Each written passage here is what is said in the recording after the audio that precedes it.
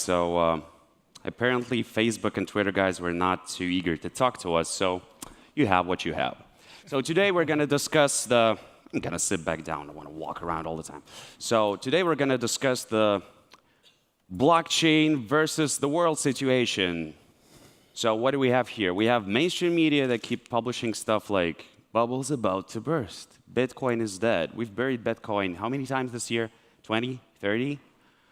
Then we have Twitter, Facebook, Bing, and God knows what else, who are banning crypto. Oh, yeah, MailChimp as well. Fun fact, so Cointelegraph, it was mentioned before, like a major publication for crypto and blockchain. We actually got banned from promoting our posts on Facebook. We got our promo cabinet killed on Twitter, and we almost got banned by MailChimp. Isn't that great? Nobody's impressed. Look at that. Oh, my God. I love you guys. You're such a great audience. So, and we invited all those wonderful people. Hello. Say hi. Wave your hands. Hi, Igor. Yeah, to try to figure out what are we going to do about this. So there's going to be like 3 to 4 questions because I'm really lazy and I want to save you guys a lot of time. There's so much coffee to have outside. What are we going to do about this? So do you guys think this campaign or this ban in particular is justified? Let's go from right to left. Hey guys, my name's Ameer, co-founder of Blockgeeks. We train blockchain engineers. I'll put it this way, this is nothing new. So my background is growth hacking. I've been building online businesses for the last decade or so. And if you guys remember, there's a big surge of affiliate marketing when it came to like green bean extracts with Dr. Oz. I think it was about 7, 8 years ago. Facebook, Twitter, Google, they did the same thing. It's nothing new, right? They banned the keywords green bean, extract, lose weight, etc. And so remember, like you as marketers or you as companies marketing whatever you need to market, at the end of the day, that's what marketing is about, is being agile, right? So yeah, companies will stop you from using their platforms. Oh, wait a second. Let me interrupt you. So they ban keywords. Why? Why exactly do they do? Because there's a lot of scammers coming out there. And so, for example, in the green bean extract one, there's a lot of people selling. There's a lot of people selling like fake green bean extracts. And so basically, what people are complaining about fake products. People complaining about getting scammed out of their money, products weren't being delivered, and it was just like exorbitant amount of people doing it one short period of time. It'd be a different story if, let's say, this happened over like a 2-year period, this product slowly came out, but like imagine in 3 months, like every single product you've seen online was that. And so people got bombarded with it. Same thing with the ICO craze in 2017 is like, you go on Facebook, ICO, make money. This is like a million times worse because people are losing money, right? And so basically you as a marketer, it's up to you to figure out, okay, what do you do as a business? And if you as a business have to rely on Facebook and you have to rely on any platform, and I've seen personally businesses fail overnight that they put all their weight on having a Facebook page or put their weight on having a Google page, which obviously Google Plus doesn't really exist anymore. I know 2 people who use Google Plus. Yeah, you see. Both of them work for Google. So if your business is reliant on a platform, you're screwed. And so the question you got to ask yourself is like, how do I become anti-fragile? How do I create a business that I'm not reliant on a MailChimp, that I'm not just reliant on Facebook ads, that I'm not just reliant on Twitter ads or Google ads? How do I actually create multiple streams of distribution for my product or service? We'll talk about it later, how do we fight this, but is it justified, yes or no? Yes, it's a private company. They can do whatever they want. You see? If you guys own a private company, let's all talk about like freedom of speech and freedom of rights as a private individual and private company. If you have a private company, you can do whatever you want. People voluntarily sign up to your company. When you use Google, you're voluntarily saying, yes, Google, you can have my data, you can do whatever you want. I find it hilarious when people complain about Facebook data. You agreed to go on Facebook. No, I completely disagree. I disagree with that point. Me too. Because when you are a Facebook, when you're a Google, you have a responsibility in a much bigger picture. The only reason Facebook took this initiative and the price dropped that day, we were at, I think in Singapore, token 2049, that's where we were. because they don't want to be penalized by the regulators. They don't want it to promote this agenda that, yes, that somehow tomorrow Mark Zuckerberg is sitting in a situation where he's saying that, you know what, you guys actually have the responsibility to stop this and you haven't done that. Yes, if I'm running a small company, XYZ, I would concur with you, then that's fine. It is my company. Don't mess with me. Whatever I want, I'll do it. But when I'm sitting in a position where I can dictate, it is my duty towards my fellow citizens and in holding that position that I am holding or I'm putting procedures in place which are not going to, destroy the entire market. So Naeem, you are arguing that Facebook and Google are basically utility companies. They have moved away from being private provider of services, but like we need running water, we need electricity. Facebook now, for creating social environments, has a social responsibility for the whole ecosystem? I would completely agree because, hence, look where these guys are speaking. Look who is holding them for doing data. You know what the data rush happened? What happened then? They have to come to the UK, to the parliament, to answer those questions, but he didn't. They have responsibility. They are more than just a companies. And do you guys fully realize the nature of this ban, how this works? I think we also have to... Let me tell you like a little story, right? So you're right that a lot of ICOs and basically scammers, they really hurt our industry. They made us all look bad. Can't argue with that, right? On the other hand, we cannot judge like all the industry by like a handful of scammers because no, not everything that has word blockchain in it is a scam. But if you ever try to apply for a promo on Facebook, you go through like a certain procedure of moderation. And it gets really surreal sometimes. So like I said, Cointelegraph, we don't sell anything. We don't have Cointelegraph tokens. Wait, hold up a second. We don't have Cointelegraph tokens, thank God. What we have is our content, that's all, right? We have ads on our website, we have sponsored stories, so does pretty much everybody in the world. We mark them as sponsored, so we're not lying to anyone, we're not selling anything. But when we try to promote a story, say we try to write a piece about this panel, right? A bunch of guys got here together and decided to talk about blockchain, crypto, etc. We have a decline. Because why? Because we discussed a banned topic. It has blockchain in it.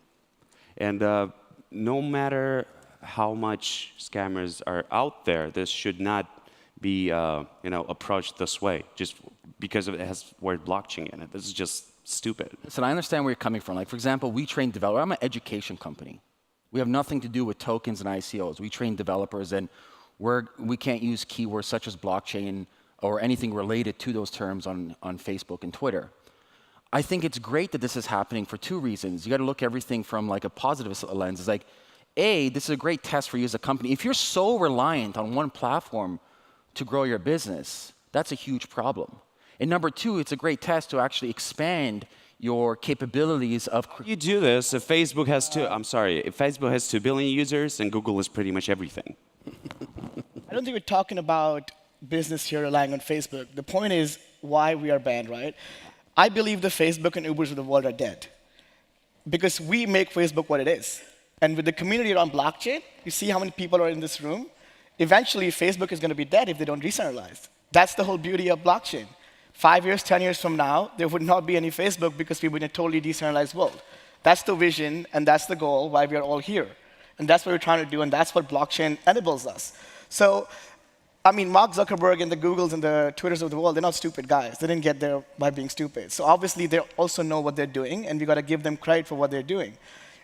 It's a recent ban, and what we need to understand here is that if you look at the regulatory bodies, they're also acting in a similar manner, where they're banning some stuff, but they're trying to understand, because for them also this is pretty new.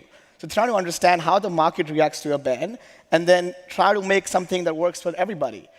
We need to give them some time. So for Google, for example, you can still advertise with them. I run a crypto investment bank. You can still advertise with Google if you come to them and verify that you are a legit company that's doing a legit product that has already X amount of users. They will happily let you advertise, and they still let you do it. It's not like you can't advertise on Facebook and Google completely. It's just that it's off for the first step, and then if you try and talk to them, they will let you advertise. And we do it every day for some of the ICOs that we have invested in. And I think it's a totally defensive move from Facebook and Google. I don't really agree to this story that they're forcefully trying to kill the entire industry, really. I think they just don't know what it means for them to have these kinds of advertisement. Because when you see security tokens, and many ICOs are securities, although they're trying to be utilities, it's kind of a disguised security. And when regulators really step in and really starts to take action, I think Facebook is just thinking, we cannot know what kind of advertisements are running, so we're just banning everything. Just like Ameer, we also have an online academy, 10,000 students learning about coding on blockchain, learning about basics of blockchain. We cannot advertise our academy. It's simply forbidden. But there are ways around it. I mean, people use special keywords. You can certainly circumvent it. And in the future, I think that it will be allowed, and that their AI algorithm for verifying ads will improve, and it will solve itself. But currently, I think it's just defensive. We don't know what is going on our platform, so they just ban everything. I think, does it really matter? Does it? Because CNBC, Bloomberg, Reuters, like I'm a regular guest with them, we discuss cryptos all the time on a weekly basis. Forbes, where I'm working as a columnist, we have a special section on cryptos. We're writing about it. We're educating. We're still going. The mainstream media is sporting. And as I was saying to you guys yesterday, look, Facebook, yeah, the ban is there. How long the ban would be there for? Maybe for a few months to a year. That's it. Then they will open that ban up. What is the impact on the industry? I don't see an enormous amount of impact. The only impact that I see is more on the positive side, because all the scam projects can no longer go there. If you are not regulated, if you do, well, in case of ICO, nothing is right currently, but yeah. But if for all those fake projects, they can't advertise it, that's good, because that's more money for the real projects. That's more money for the VCs who actually want to support those projects. So you're making a case for good journalism. I mean, as an investor, we're getting tons of proposals all the time. You said 90%. So if you can put a website up for $50, $50 gets you in a white paper, and in 30 minutes you have mined 1 million coins. That stuff was happening all the time, right? And figuring out what's the right approach. We do investments for 10 plus years. Figuring out what are the right things. We need good filtering, that's for sure. But is Facebook the right company or Google the right company to do that? Probably not. I mean, we work with governments and trying to figure out how we get transparency, accountability on a global scale. And figuring out who are the right partners, the right technologies to drive this forward is really critical. And we need partners to help us with filtering the right part out of it. But having said that, I think Google, Facebook filtering is probably not a right approach. They haven't shown that they can do it on the political side. I mean, we're in a big mess worldwide based on what happened over there. They haven't shown up their responsibility right now. And then trying it with the blockchain space, it's probably not the best place. I disagree. I'm going to play the opposite side of the equation. And then I will say that they are taking the right approach. Because haven't they done this, we know this guy. Like, how the price would fluctuate. Who do you think should be the one filtering? You said they're not the right person. Who do you think it should be? Well, free markets, good journalism. What do journalists actually supposed to do? Really figuring out what's going on, not just promoting the latest ICO because they get a couple of tokens, but really figuring out what's going on, reading the white papers. Most of the white papers in the top 100 are people actually understand white paper. Do you think it's the journalists are not also taking money? We've seen a lot of journalists reach out to us actually and say, hey, I'll write about you. People start blogs these days, cost $50 again, buy a team, and then you can say, I'm a blog, nobody knows how many hits they get. You can buy on Fiverr.com 10,000 hits and say, promote this ICO for $100. Does that promote your ICO? Yes, but the idea is it does to an extent, yes. Brings them. Look, Forbes is not an entity. If you guys pay Forbes to write for you, let me know. So what about TechCrunch? What about TechCrunch. Hi, everyone. My name's Samantha Stein. I'm with TechCrunch. Yesterday, we heard a presentation from my colleague about, will disinformation kill crypto? And I think that's the larger discussion here is, there are scams out there. And what we're seeing as the ban is certain companies stepping up and saying, it's too hard for us to tell what's legit and what isn't. And so therefore, until we can, we have to ban everything. Whether that's the right move or not aside, I think everyone in this room can be empowered to say, we're excited about this technology, we have a vested interest in advancing it, so how can we best tell that story so people understand it? And not just from the 10K foot view of, we're gonna decentralize everything, and we're gonna have interplanetary peace and immense value creation, because a lot of these discussions are part of the problem. Instead, we need to come down to earth and say, here's the concrete ways we can already see that this technology is doing tremendous things that can both create concrete value and even greater social equity. So some great examples in ways in which that can be done are through credible journalism, but also through entrepreneurs taking the time to really figure out their messaging, how they connect to the right journalists. For TechCrunch, it's just tips@techcrunch.com. For other publications, you can often search online to just figure out where you can send your story. You can build relationships with journalists. But what's really important is to talk about the concrete ways and make sure everyone who's part of the equation here tells those stories. So, for example, supply chain. We already see companies like TradeShift doing pilots that have traction. We can see how people are working on important things like land trusts. We need to continue to tell those stories and not just They don't have a token. CEOs. Legitimate blockchain technology uses. I think also something that's good come out of this that I believe is really good is that we are now depending a lot on crypto influencers to tell us. Now because you cannot advertise on Facebook and Google directly, at least most people can, we're getting influencers like Ivan here, who I really believe is doing a great job for the community by educating people in the right way. But We disagree with you here because you guys are telling really right and great things like quality journalism, education, etc. And we have influencers like Ivan. I love you, man. Please watch every video. Subscribe to my channel. I have like 2,000 viewers and I never post anything, but we should be friends. But seriously. On Facebook, I'm going to promote Facebook by slamming Facebook. It's going to be interesting. So, 2 billion users, right? So everybody here has Facebook. If a person I contact doesn't have Facebook, he looks suspicious. Are you a criminal? Did you just, what's going on? Are you hiding from the FBI? What? So everybody has Facebook. It's like your digital passport, right? And Facebook works this way. If you want to be seen, if you want your content to be seen, say you have a page with 500,000 subscribers, right? If you want them to see your content, you will pay, right? So what Facebook does, it not only tries to save its audience from scammers and ICOs, it really hurts businesses. And I don't think everybody understands the extent of that damage, right? So it really hurts legitimate businesses and good journalism as well, because a lot of crypto publications get banned from promo for having blockchain in their name. It has blockchain, no, it's not good, right? So we have a big machine with 2 billion users that says no to a great industry, and this industry no longer has any means to promote itself. It's invisible. It will disappear. We can have 1 million of Ivans, but when you have to fight this big corporate machine named Facebook that pretty much owns each and every person in this room, they have our data. They tell us what we watch. They tell us what we see. No matter what page you like, it's up to Facebook to decide what you see. And promo is our only means to let us be seen right now.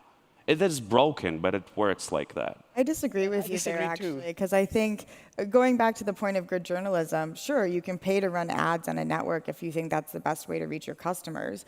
But if you're building a legitimate product that people want, and you know your product market fit, and you want to educate people about that, having quality journalists tell your story and then having that show up in your Facebook feed or be sent to you by a friend or seeing it when you're, whatever, at the hairdresser, sitting waiting to give a talk and you see the television screen talking about all these things happening in the industry. I think that reach is much greater. And I mean, you could even quantify that by just saying when people are putting ads on Facebook and then they're segmenting for their market and their reach, like they will not be able to reach the same amount of people as large mainstream media outlets. Like, I think They will be able to target different audiences, the audiences they need. And actually, Facebook ban is good for us because, you cannot promote your product on Facebook, come to us. But this is bad because, say, I'm building my wonderful product in my basement. I don't know any of you guys. No journalists, no nothing. I don't have enough money to go to BlockShow because I need tickets, I need hotels, I need to purchase, I need to pay admission fee, right? Which is kind of, Facebook will not survive, right? I mean, Facebook was started in a garage, right? There was MySpace, something before that. I mean, I'm 23. I don't use Facebook anymore, to be honest with you. I believe that we are seeing a future where Facebook will not survive if they are not doing the right thing. End of the day, the community makes Facebook, and if the community is not there and the community is here, then Facebook will not survive. That's how it is. And you can't, yes, it's a behemoth, but there was... the target audience. Yes. Not the target audience. We know everything. We don't need Facebook promos. I actually use AdBlock to save myself from this. Yes, exactly. But eventually, the target audience will also tell their friends, and they will stop using Facebook too. 10 years maybe, but I want my grandchildren to see this, happen. New industry, man. It's less than a decade old. Come on, you got to give it time. You got to give it time. Facebook did not become what it is overnight. InfoWars on you, okay? What about this? So it's been quite maybe somewhat popular theory.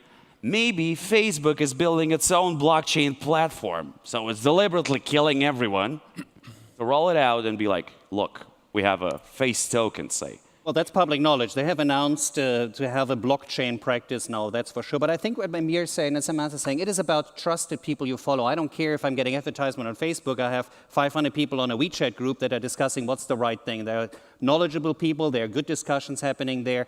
Those are the folks you trust. You find real influencers that do the hard work, that understand the white paper, go out in the environment, building communities, adding value to the community, and that's how you get visibility. What about the awareness? Well, Gag. But what about the awareness? You cannot get awareness if you're not working with the largest platforms. What kind of awareness do you need? I mean, do you want to promote Johnson & Johnson shares to all the retail investors? I mean, most people. So, what are you trying to do? Try and get somebody for your token, or do you trying to actually get a product out there that has value, reaching end users? And they don't really care if it's blockchain powered or internet powered or electricity powered. They care what's the value for them, the product and the service for them. Okay.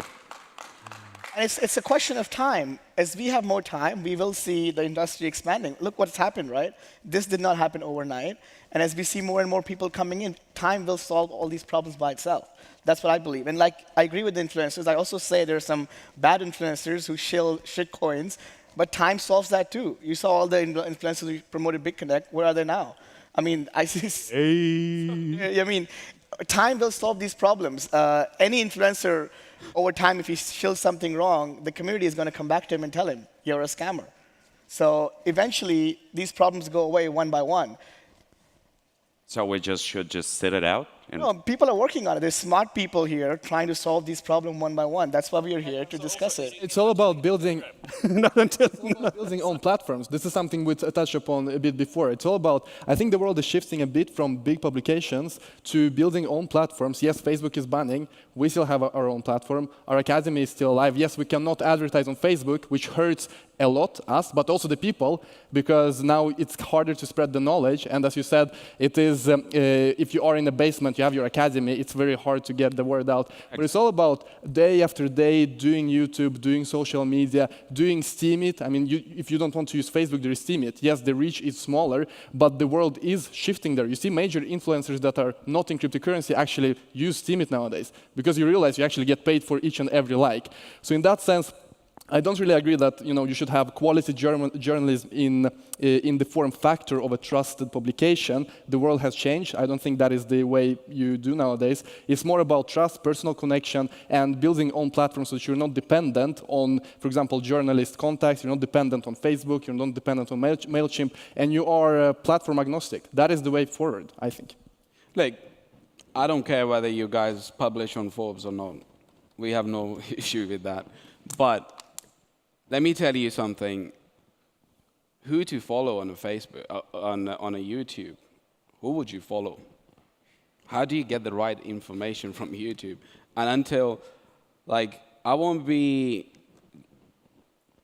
Is it worth to ask a question when there would be a ban on a YouTube for these kind of scammers as well? Like, I'm just like there are so many people out there. Right now, there are more people selling the shovels than the actual gold. Any person that you meet in the industry, what do? I'm an advisor. Get the hell out of here. Well, what do? Oh, I run a syndicate. What? Yeah, I run a syndicate. What's the structure? Just a couple of people. Okay.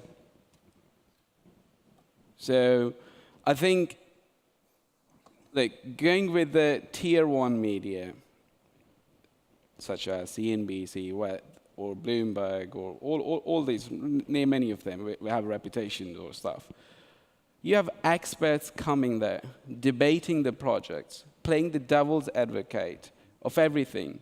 And that creates the value for it. You don't need an advertisement. Right now, like, I sit with a lot of VCs, and I'll be speaking in the European Parliament on the 6th of June about the adoption of the blockchain technology. It's about education. Yes, YouTube is doing an incredible job, along with other media, as you've mentioned, that, you know, some journalists would take money, but if they take money, that's okay for them to spend the time what they are doing that. Are they producing the right content? Is it the content is about, because a lot of people cannot understand what the white paper is about, right? That's the problem in the space right now. Like, people are raising ridiculous amounts of money on these ridiculous, stupid ICOs, but at the end of the day, we're literally 4 or 5 years away from actually building our platforms. I find it hilarious when people are talking about, well, I need to really understand. You don't understand. Like, I have a semi-background in development myself. I don't understand half the fucking white papers I read, and I'm a technologist. Like, understanding the cryptography, the engineering aspects of it, the architectural design, the syntax layers of it. And so to put this on the shoulders of regular public and regular people to understand is obscene, absolutely obscene. I actually found myself as an advisor for a couple of ICOs. I was like, wow, when did I manage to do that? So we're not at the stage yet for journalists even be going in and be like, well, I'm going to take a dive on this white paper. I can probably count on my fingers how many people I trust on this planet to actually, that I will actually take their word for what's going on in the space when it comes from a technological point of view, on my fingers. I disagree. I think that there are plenty of journalists out there who have technical backgrounds and have expert networks where they can find sources to give them information and they say, explain to me, what does this mean? What's the difference between, you know, a zero-knowledge proof blockchain or a permissionless blockchain? What do these different things mean? And learn that. And I think it's also their responsibility to educate the public and to work with their network of experts to do that. And if they're not doing it enough, everyone in this room who wants that information should ask for it. And I also think that information doesn't sell. That's a problem. I think also I have to disagree with you, because who is going to then talk about it, right? You can't expect the technologists to write a story, because that's what they're not good at. Sure. The tech guys, they're not good at sharing. What he is saying is that putting that information in a way which is digestible, that I can sink my teeth and I can understand what the hell is he talking about. Like, I come from investment banking background as a hedge fund trader. How many people can actually go and say, retail traders ain't got a chance to win against professional traders? That's just the truth. They don't have a discipline, right? That's just the general, because there's no discipline. But when it comes to white paper, I think what you are trying to say is that, yeah, white papers are like, it's a very technical paper. You can't understand it. But if you can break it down in a way that it is easily digestible for the reader, then it is good. And in all honesty, if you speak to any VCs and you want to raise funds, all what they are interested in, protocol and blockchain, dApps, no one cares about it. You need to have the right message and the right messenger for the audience. Yes, if I want to know about a white paper, I need to have the technical discussion in detail. But if I want to try to explain government leaders what the blockchain potential is, and I have 80-plus-year-old Imai San, the former chairman of Sony, on stage and explain to them it's important, these are the key things that are changing, they don't care what's in the white paper, but they want to understand the potential blockchain technology can bring to their societies. So you need to have the right message, the right messenger. Yeah, we're also at a really interesting time. There's something we haven't touched on, which is that historically we've told the story of products which have at minimum a prototype, right? Like it was very rare for journalists to just cover like, this person has this idea, right? Because no one wants to read about like, oh, this person has this idea, this thing may or may not happen. But right now, with many, many ICOs, people are raising funds, and not small amount of funds, the equivalent of what many entrepreneurs would describe as like their seed A and B, maybe even more rolled into one. I think that will change, but right now that's what we've seen. And they're raising money based on an idea. And so how do you tell the story of an idea? And how do you tell that story with credibility when there's a lot of uncertainty if that can come to fruition? I mean, a lot of you have probably seen there's a great cartoon that's like white paper, like prototype, like final product, and it's like a beautiful Donkey? Yeah, it's like a beautiful donkey at the beginning, and then it becomes more and more of like an odd cartoon. And it's like the vision you bought into originally has just totally shifted. And it's okay. Good entrepreneurs always need to improvise and reiterate as they're finding their product market fit. But telling the story of an idea, I think instead of people focusing so much right now on I have to have everyone understand what my vision is, you need to understand concretely what you're trying to build, and you need to build it. And then focus on, how do I make sure that I can tell the whole planet what it is. But no one wants to take that approach. I mentioned in the panel yesterday, there's a model called the DICO, right? Or interactive coin offering. I'm short-term very against ICOs. Long-term, I think ICOs have a tremendous role. Once the technology is actually evolved, we have years and years to go for the protocol layers to actually work and scale. Now, that being said, I've mentioned this many times to entrepreneurs who want to build on this platform and create dApps. It's like, okay, you have this idea. I'm not even going to bother reading your paper, but let me put it out for you. You don't need $5 million. I've started many businesses. I've never raised 10, 20 million. I don't need it. I'm like, do this interactive coin offering. Say, hey, I'm going to raise $1 million. I'm going to be allocated $500,000 at the beginning to prove my product that you said. Guess what all these guys come back with? They don't do it. They just want the money. No, just want the money. See, like I said, the industry is changing. We went from utility to security tokens, and now we're going to people who are doing ICOs, legit companies with millions of users talking about doing ICOs. And that's how the industry is moving. And eventually we'll also see smaller ICOs, and we're already seeing, Whitey actually suggested a model where you take some funds up, you deliver, then you get access to other funds. Seed, Series A, Series B, Series C. So you got to give it time, guys. I mean, the VC industry is years and years old. This is a new industry. That is completely natural for new industries. Exactly. And all industries overpromise. We have so much to deliver and so much that we have promised. But that is exactly what happened to the internet when that was new. Internet did change the world. It was a lot of promises in the beginning. It crashed. Exactly. The same was with the trains. When trains were a new technology 200 years ago, in 1 year there were over 200 train companies registered in the UK. Did you know that? So everyone was very hyped, and you know what? Trains will change travel, trains will change production. All of these industries will be changed. And yes, trains did change the world, but we overhyped it. And it is just in human nature to be greedy and to hype a technology too much in the beginning. But as trains did change the world, internet did change the world, blockchain will change the world, and we are currently in this wild, wild west territory, which is, for me, completely natural. And it is all about an ideological difference that we're discussing here. But mate, hype sells. Hype absolutely sells, whether you believe it or not. Look at the projects, certain projects in the industry. that's true, man, but you also have to give credit to the process. Everybody who tells me they don't believe in ICOs, I tell you don't know what you're talking about. I'm an investor in over 100 companies before the age of blockchain and ICOs. And I believe ICOs are going to kill the VC industry because giving power back to the people. We're not going to see any more unicorns. Absolutely. Because everybody would raise money from the community.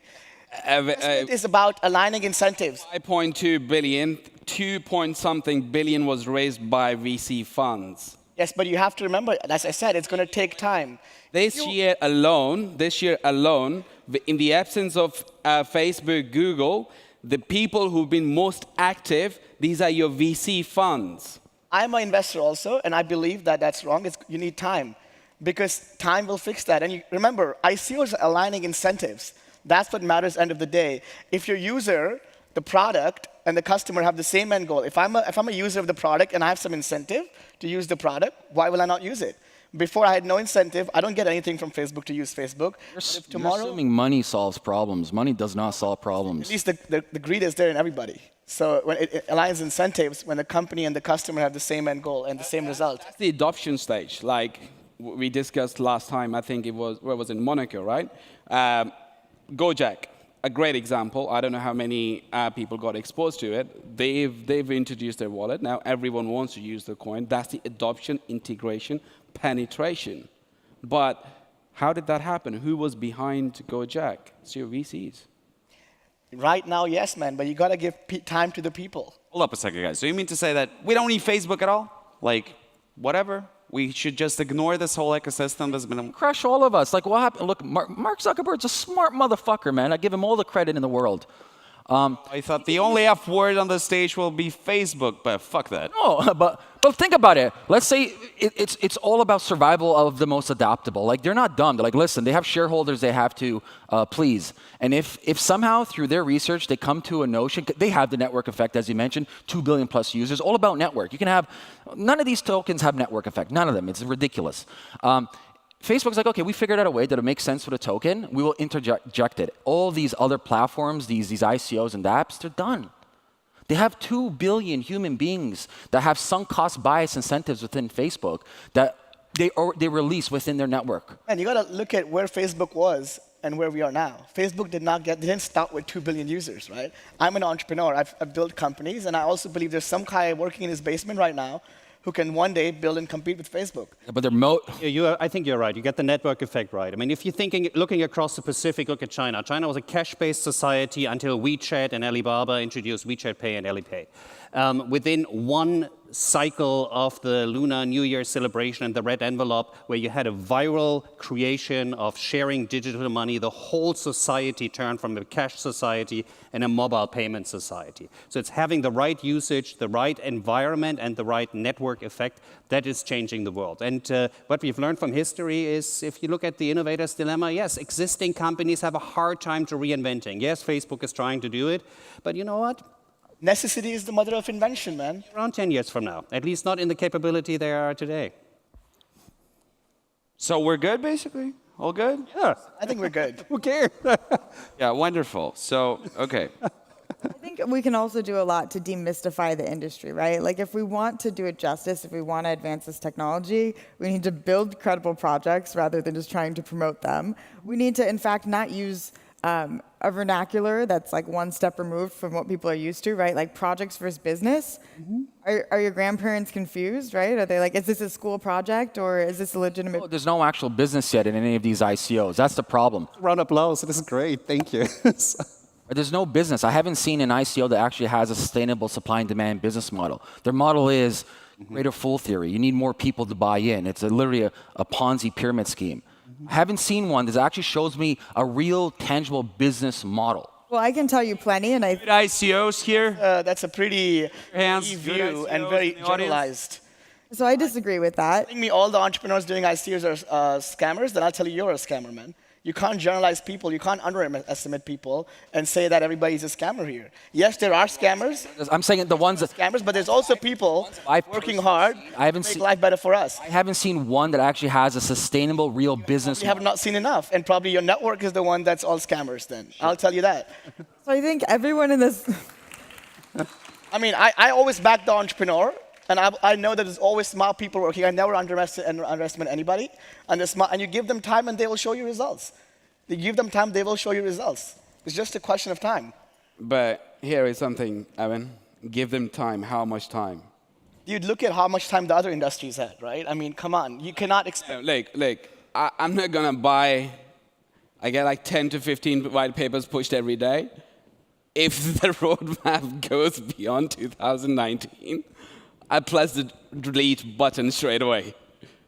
You don't have an MVP, you don't have anything, and your roadmap is stretching to 2019. Which is the biggest ICO, at least was supposed to be the biggest ICO before it did not do it because of Telegram. How many users they had? Like Telegram built because of two reasons. So two reasons. Half of the sale came from private sale, your VCs. The rest came from the public. And then Telegram itself had a platform which you had a community. Scam. It's not a scam. It's not a scam, but There's a company there right now, and I can tell you more if you want. You guys can visit our website, and we can list you good ICOs that are building great products, have great users, have already proven results, have delivered results. And anyways, guys, anybody who's listening here, I mean, if you want to invest in ICOs, look at the teams. History doesn't lie. Like blockchain, if some great person has delivered something great before, he can do it again. Wait a second, I brought this up like some 10 minutes ago that I found myself on the teams of some of the ICOs. You're probably consulting dozens of them. You just don't know that. Exactly, I totally agree. Yes, there are scams, man. I totally agree. There's a lot of scams, but I have to tell you that time removes the scammers away because history builds on it. You can't go back and change a scam you did. So if somebody did a scam, it's there. And if somebody did something great in past, it's also there. And that's why people, and we trust them to invest in them again because they can do something great again. As investors, we are looking at the companies that have the potential to change the world. So there are definitely companies out there we have invested in. We are looking very positively, and I think where they will be in the next 2-3 years. They have products out there implemented in the enterprises. They're changing payment behavior in Southeast Asia with Punjik. So there are things happening all the time that are really delivering value. And I think where we are right now as an investor, you want to invest into the Amazon and the Googles in the early 90s. You do not want to invest into pets.com. And takes work to figure this out, to understand the markets, to understand the people, and figuring out if the advisor is actually real or if somebody just puts up a website. I mean, you're saying that all VCs are funding all ICOs, and you're saying that ICOs are all scams. Are you telling me all VCs are investing in scams? Are these dude, VCs are not all VCs are guys spending become so rich by being stupid? No, let me make that clear. Become so rich by being stupid by investing in all the scams. You are a VC fund yourself in a way, right? And I invest my own capital. Spending all your company, but let me tell you, I'm not saying all VCs are spending in scam companies, and he didn't mean that. I don't know this guy. I met him today, just for the record, and I'm just saying it to him that this guy just said it, that that he hasn't seen the one. Okay, that's okay, but doesn't mean that the VCs are spending in that space. VCs are people who are an incredible amount of a team. You have a team? I hope so. And if you have a team, I hope they got some knowledge to pick up the projects. That's the only way you get a success. 100%, man. To run anything, that got to be there. Don't say I agree. VC. I'm a seed investor. When VCs invest in the companies I invest, I make a great return. That's there. I totally agree with you. That's what I'm a seed investor. VCs invest later, I make a great return. But the ICO process, I believe, is going to finish the VC process. Because companies will go to the public and take their money and align incentives with them. VCs are there to make connections for you. VCs are there to flush you for money. VCs are there to integrate, to bring the right team for you. This is the purpose of a VC. That's it. Let's draw a line here because we can have a fist fight later. So we have like an agreement here that we don't need Facebook. We're good. Not all of the ICOs are scams. Just say yes. Yes.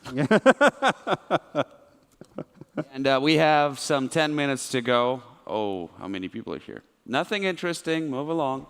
So what can be done? Like I said, screw Facebook. We got past that. So what can be done to make us look better, the whole industry? Because I think in 10 years, kids who work for blockchain startups will have to lie to their parents. What do you do for a living? I sell drugs. Right? So how to make our industry look better? How to make all this like public perception of everything crypto or blockchain related? Igor, I'll tell you. Work with the framework of regulatory framework, right? The sandboxes with the regulators, right? Appreciate that framework. A lot of projects are already working on it, right? Build the community. Be careful of all the advertisement which goes on. But yeah, at the end of the day, whether it is a rating agency, an ICO rating agency, whatever it is, the fact of the matter is that it is bringing traffic back to your website. There is no denial on it if it is, whether you pay it or whether you don't, but that is a fact. And that's a wrong thing. I think that should be completely eliminated. But if you are looking at the Telegram community, there are lots of bots. You can buy the Telegram community by using airdrops. Facebook banned, airdrops born. YouTubers have bond and all of that. No disrespect to anyone, but I'm just saying it that a lot of people have started educating in a lot of different places. So just go to events like these, go to meetups, build your community, integrate with the people who have knowledge with, and then you will find a connection who will take your project to a next stage. But you're addressing the audience that's here already. Well, you have a camera and a YouTube running straight, right? Yeah, but it's being, like streamed on Cointelegraph. Well, you got a huge traffic on Cointelegraph. Huge traffic, but those people are mostly into crypto. And I'm talking about breaking this wall between us and them. And that's the trickiest part, because general audience thinks that... General audience doesn't care what the blockchain platform is. At the end of the day, they're going to be using... No, wait a second. They read all those newspapers that keep saying that it's a bubble, it's a scam. And, somewhere deep in their heads, they know it, that this is all, a farce. Except the fact that it only grows. We see more and more activity in blockchain and cryptocurrencies, and sooner or later, these publications lose trust. Why should you trust anyone who has called scam since 2011 and is still growing and still developing? Still have Brexit and Trump, duh. And this is all about trust. This is what I'm telling. And this is all about responsibility and ideological differences also. You see, ICO movement is all about individuals investing, and it's of course more responsibility to the individuals, but also more freedom and more possibilities. So I'm a believer in free market. I think the industry will develop to a point where people, everyday people who are not in the space currently, will just see great products. Currently, yes, many scams. Currently, yes, a lot of hype, but I agree with you a lot. The fact that we have power back to the people. We have people all over the world, in Africa, in Indonesia, people where banks are not even around. You see people investing, being able to make their own decisions. That is what is very important for me, to really empower people all over the globe to make decisions. And yes, some regulatory framework is needed to make it more legit, so that people actually take more action. Too much regulatory framework will kill it. You can't kill the industry in your country, but it will just move somewhere else.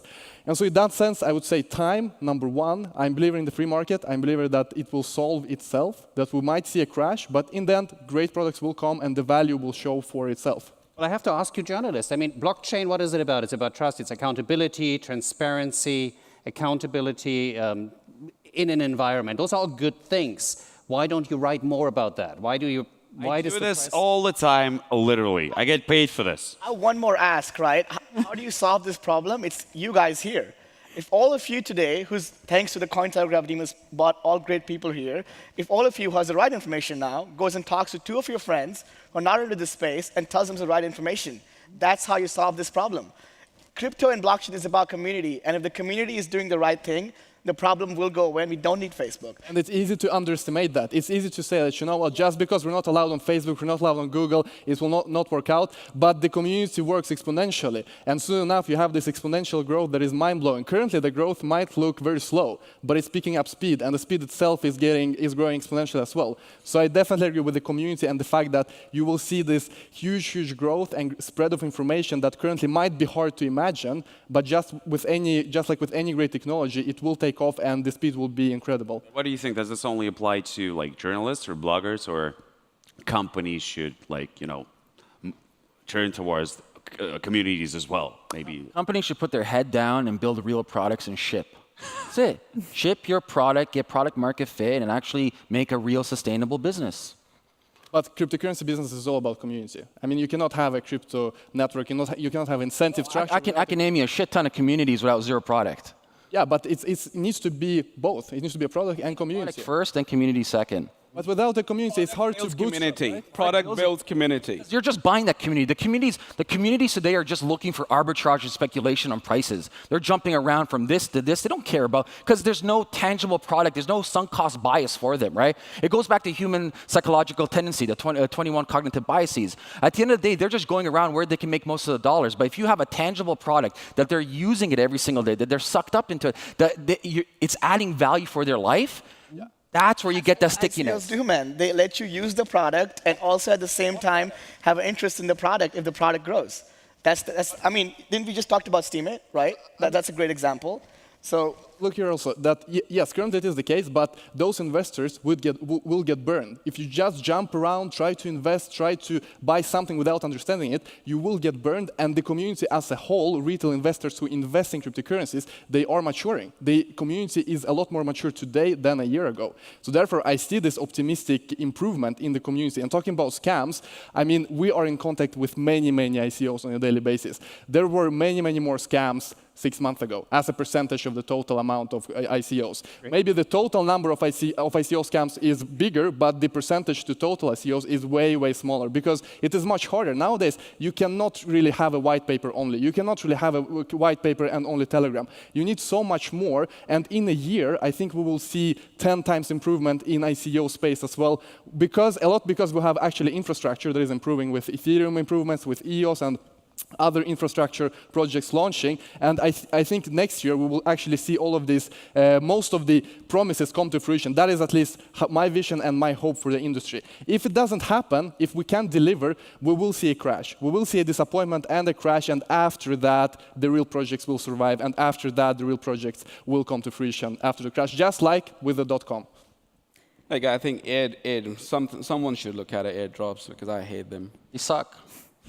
I also think we're doing a bit of an injustice focusing so much on just the financial application of the technology, right? So the question is blockchain versus the world, and we're up here talking only about ICOs and only about one financial use case. Once again, this technology has many use cases, one of which, we have to remember we're very early still. I know for everyone in this room who's been a part of it for maybe years and years, it doesn't feel that way, but for most of the world, we're very early. We don't have a network effect. We don't even have platforms that are able to easily connect to one another. We're still working low in the stack. We're working at the protocol level to really have a strong ecosystem and something that people can use and tangibly understand. So I think those are the things we need to talk about, right? Like the media right now is talking a lot about data sharing and data brokerage. And so what if we talk to people we knew in our networks who weren't familiar with blockchain, and we said, hey, one of the applications of this technology is how to protect and secure your identity. And won't it be really cool that actually in the future, potentially, you can do gradient data sharing, and you can monetize off of your data instead of having a middleman for that, or a data brokerage in between, and that you can decide to what degree you want to share your data and with whom. So that seems like a much more intimate and important use case maybe than even the financial use case for this discussion. Samantha, I think there's so much good news out there. There's so many applications of the technology already in businesses. I was just 2 months ago, I think I was in Montreal for dinner with the 44 CEOs of the largest companies out of Quebec. 70% of them have blockchain projects within their company to looking about accountability, transparency within their organization. And they range from anything from logistics to fishery to harbors to financial institutions. All of them are understanding that there's something coming. They need to understand where they find the initial use scenarios, where they find the value for their organization, but also develop the muscles in their organization to adopt the technology, to find applications and implement it. So there's a lot of good news happening outside. Yeah, but see, that's not sexy to talk about. There's a rub. But that's where we make money. So. No one wants to talk about self-sovereign IDs? Not sexy? No? I think Well, you're right, though. There's many different applications, supply chain, identity, but people don't talk about it. But we should. That's the problem. We need to talk about those things and educate people about those tremendous ways in which we could have improved identity. Guys, the question wasn't, did we not start the conversation that, okay, we're going to, what's the alternative? That the Facebook and Twitter as everything is banned? What should we do? Thank you. So how do we, let's get back because you guys keep like, I want to talk about ICOs. Education? This is absolutely super obvious. Absolutely, look. Super obvious. This is what we do like every day. Yes. What we're doing here, that's what we're gonna do tomorrow. That's what we're gonna do like in a week if we survive Berlin, all those parties, oh my God. But what else? What else is there? What can bloggers and journalists just do their thing? We're working our asses off every day trying to raise awareness, explain. But telling the real stories, telling about how 100,000 of refugees getting an ID because of blockchain technology. Really understanding what's happening within companies, how Maersk became, by adopting blockchain technology instead of a spreadsheet 2 years ago, became now the leader in the logistics space on blockchain adoption. Everybody else is trying to catch up with them. Those are the stories I think you guys need to talk. It's not only up to us. Plus, it's governments, right? Regulators, banks, and I've sat with all of them in different spaces. And I've also guest lectured at the London School of Economics. Universities are engaged in those space, educate all that generation. The word entire is network with the people as many as you can. That's just a simple thing. And education, educate yourself if you can. Like, I know you're going to hate me, but CoinDesk published a big report, their quarterly report. How many of you have actually read it? There's some really good themes in them. Learn which way the industry is moving. Learn where okay, I wouldn't mention the name, sorry. Learn where do you need to make the next product? Don't just take a project from left and right and then just make a little tweak and then just, there you go. That's your new product. That's not what it is. It's the new adoption. It's the new technology which will help you to, like, everyone will just literally jump on it. all right, gentlemen and lady. I'm not being sexist. Any last words? Because we have 10 seconds to go. Yeah, just keep on building. All of you, if you guys can go and talk to your friends who are not in the space and tell them about the space, what you have learned here, I think that's the solution for me. That over time, they will tell more people, and they will tell more people, and that's how the community grows in the right manner. I think that's the biggest ask from me to you guys. All right. It's all about the community. It's all about the fact that we're switching to another paradigm. We shouldn't be afraid of that. It's wild, wild west currently. I'm very optimistic for the future. It's a fantastic space. You're at the right place. Let's go and change the world. Find the right investor. Tell your story concretely and then the vision. Just doing the last. So much. Thank you for surviving through this. Oh, yeah. That was awesome. I say thank you. Thanks.